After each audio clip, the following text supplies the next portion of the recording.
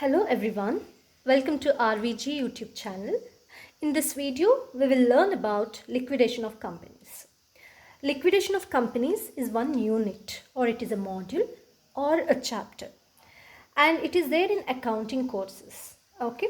For second year BCom students who come under NEP syllabus, they have under the subject Advanced Corporate Accounting, and for second semester BBA students who is learning under SCP syllabus, they have in the subject Financial Accounting and Reporting. For the sake of knowledge or acquiring knowledge, each and every bit of information is very important. To learn everything becomes very important. But from the examination point of view, if you want to speak, you're observing here, right? Especially under NEP scheme, if we just consider two question papers of previous years, one is of July-August 2023 and another June-July 2024. As per the analysis of these question papers, what we can observe is a question were asked for 2 marks. Also, a question will be asked for 15 marks. So here I'm not guaranteeing that it will be asked all the time for the same marks, but definitely we can expect like the same weightage can be given for this unit, that is liquidation of companies. Okay, fine. Now shall we start? Okay, now we need to learn about liquidation of companies, right? I'm not directly going into problem because knowing a little theory also is important before solving the problems. Okay, theoretical concept is very important. And here, liquidation of companies. Before going to liquidation, what do you mean by company? It's very easy. Like, let us consider ourselves. Who are we? Persons. A person means we are all natural person, right? Like we can talk, we can laugh, sing, dance, everything. And we can sign on a document. It's like that, right? So, when we talk about company, like all of us, company is also a person. But what kind of person? Company is an artificial person. As company is an artificial person, who is going to create that artificial person?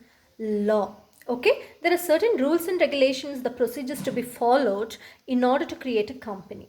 Likewise, if the company has to come to an end, if the company needs to close, okay, even for that they need to follow the procedures which are given under law. Okay, law is going to create the company, law itself is going to end the company. Okay, that is about company. Now what is liquidation of company? It's very easy. Okay, now let's take one example. A company is in existence since 50 years, 55 years. Okay, now they have to close the business for various reasons. So when they have to close the business, it's not just they shut the door and come back home and relax. It's not like that. So in order to close the business, they need to follow certain procedures, rules and regulations which are laid under law. Okay, so now talking about liquidation, it is nothing but a process or the procedure of closing the business. I told no, we need to close, if we want to close the business, we need to follow the rules and regulations which are under law.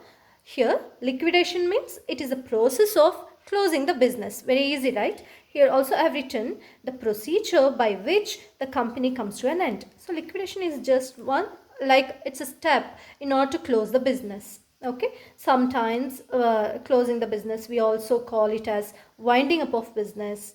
You need to know about this, winding up, liquidation, all this. Okay, so now what is it we need to know in this context is, here I have written name of the company will be removed from the register of companies. That means what? Let us take the example of attendance register, especially the students. If you have taken admission to any of the colleges or schools, what happens? Your name will be in the attendance register, right? So everyday teachers comes to the class and call your name for the attendance, the marks present, absent, like that. So your name will be listed in the attendance register. Think that you are in the same institution for 1 or 2 years. Later you cancel the admission. When you cancel the admission, what happens? Your name will not appear in that attendance register. That means your name will not be in the attendance register. Likewise, if you take about any company, even company will have the register. that is register of companies. That means what? In this register of companies, name of the companies will be there in the register. It will be listed out. So when the company is in existence, the company's name will be found in the register of company. When the company is closed down, when they close the company, what happens? It is no more. That means the company will not exist after it is closed. So its name will be removed from the register of companies. Okay. Now let us switch to the next topic under this. Because of this liquidation, what happens? Yes, there are many disadvantages, problems that people have to face. There are people who are going to suffer. So here you can just go through who suffers usually. Mainly if we want to talk about, there are employees, lenders, creditors, right? Here, why employees, how they suffer? Let us say that a company is in existence since many years and there are around 2,500 employees. Okay, 2,500 employees. Now company will get closed down because of some reason. As a result of that, what happens? This 2,500 employees will lose the job, right?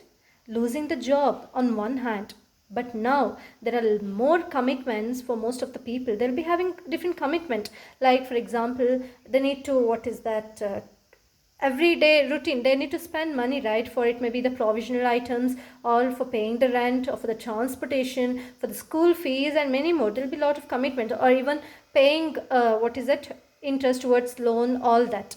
The commitment is different for different people. So all of a sudden, if 2,500 people are losing their job, it's not like simply they can sit at home, all of them. Instead, most of them need to find a new job.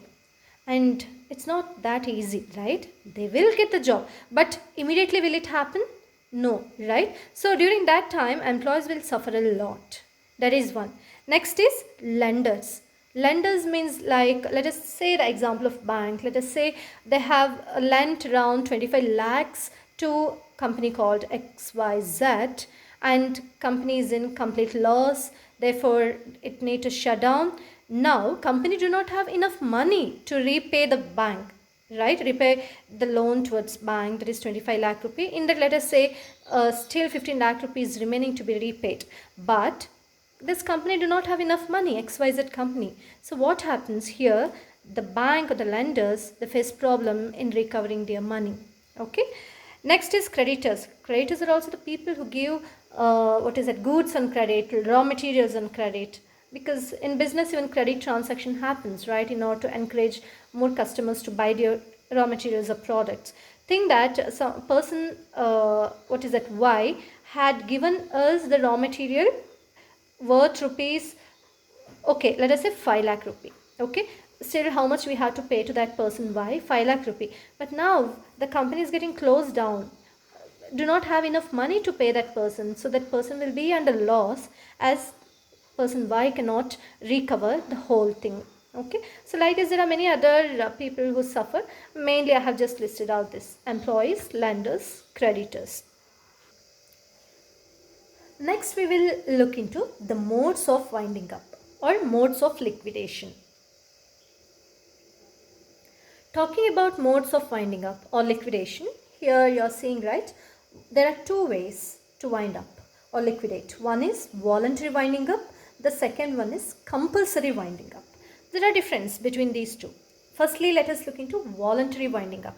What does it mean actually? Voluntary means there is no force by anybody for the company to get closed. Okay, but when we talk about voluntary liquidation, it's like the members of the company will come together, they will have a meeting, finally they will come to a conclusion of closing the business. Okay, you've understood, right? The members of the company, they will have a meeting, finally they will decide on few things or discuss on few things, finally they will be like, okay, let us close the business. Fine. Here there is no force from anybody. What is the reason? There are several reasons for voluntary winding up, but to talk about one or two, one example, let us say the company which is running for many years, from 5 to 6 years it is under loss. Continuously, if the company is under loss, it's very difficult to survive, right? But it's not like suddenly they have to close the business, but there are certain other alternatives or options like internal reconstruction, external reconstruction, which they can go for and try to survive. I'm not telling more about internal reconstruction or external reconstruction here. Just I have mentioned, because these are the ways where company can adopt in order to survive, at least instead of closing down the business. Okay. But when the company is under completely loss, there is no hope. If they go for internal or external reconstruction, they may be able to survive. Still, if they are not able to, where there is no hope at all, at the time, what happens? They want to close the company. Okay, that is voluntary winding up. Because when they are in completely loss, and frequently they are in loss, they are under loss, there are many debts to be paid, right? They will not be able to pay the debts, they will not be able to pay the salary to the employees, or meeting any other financial requirements, they will not be able to do that, right? So they have to close down the business. Okay. And another, maybe they might have had the objective of starting a company with having its existence for so and so number of years, and that purpose is met, and now they have to close. It is like that. This is about voluntary winding up. But when we talk about compulsory winding up, it's not like members sit together and somebody forces to close down. Here, when we talk about compulsory liquidation, it is like the court will order the company to shut down the company. Okay, court will order the company to shut down the business of the company. Okay, it's like it's ordered by the regulatory authority. What is the reason? There are many reasons. Like, it may be, again, I told, no, when the company is completely under loss, they will not be able to pay debts, all that. During that time, it's not easy, right? And if they do not pay the debts to the people from whom they have borrowed, and even they will not keep quiet, even they will be in loss, right? At the time, what this company can do, there is no other option, because if they keep on taking loan from different bank or financial institution, later even the financial institution will be under loss, right? When there is no other option at all, the court itself orders for the company to close down. That is one. And another thing, most of the situations, all of you maybe come across this thing called fraud, right? In the beginning, the company would have started with a great purpose, but as the time goes, they may be indulged in fraud. Okay, there are companies which indulge in fraud or illegal activities, all this. But are these allowed actually? No, right? If they are going against law, definitely they cannot exist. If they are going against the country, definitely they cannot exist. In this scenario, what the court does, when they get to know the company is into fraud or illegal activities or unlawful activities, and they're against the country, during that time, the court will tell the company to close its business. That is nothing but compulsory winding up. Okay, it's easy, right? It's very simple. Voluntary winding up, compulsory winding up. Okay, now let us move to the next topic under this, liquidator. Okay, now talking about liquidation, till now we were speaking about liquidation, right? What did we understand? It is a procedure to close the company. But what is this liquidator? It's not what is this, who is a liquidator? Because this liquidator is a person, not a thing, not a process. Liquidator is a person. Who is this person actually? This person is appointed during the time of liquidation. Okay, when the company needs to close down, during that time, a person called liquidator will be appointed, because most of the works will be there while closing the company, and it will be done by this person. Who is this person actually? Is a third party. I have written, no, that means he is not an employee of the company, he's an outsider. They need to appoint this outsider person, and he will look into certain work of the company. Okay, there are certain procedure to be followed or liquidation process to be followed, that will be taken care by liquidator. So what he does actually, what he does is, the company will have the assets, right? Like you take land, building, furniture, machinery, all these assets he will take and he will sell it in the market, sell those in the market.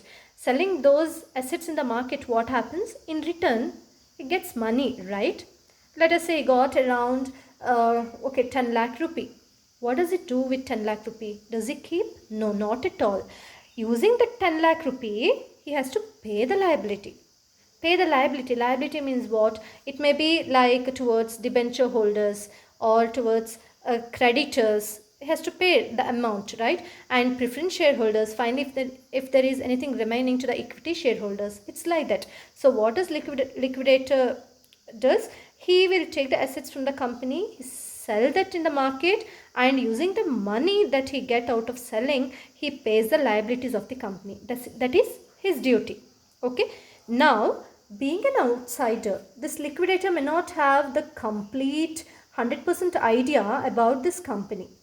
Okay, so what happens is the company, the authorized people, they will prepare a statement called statement of assets. What is this called? A statement of assets that will be given to the liquidator. What is this actually? Statement of assets contains information about assets and liabilities, like what are the different assets are available in the organization, the company, and what is the value of that particular asset, and how much liabilities are there, what are the different liabilities.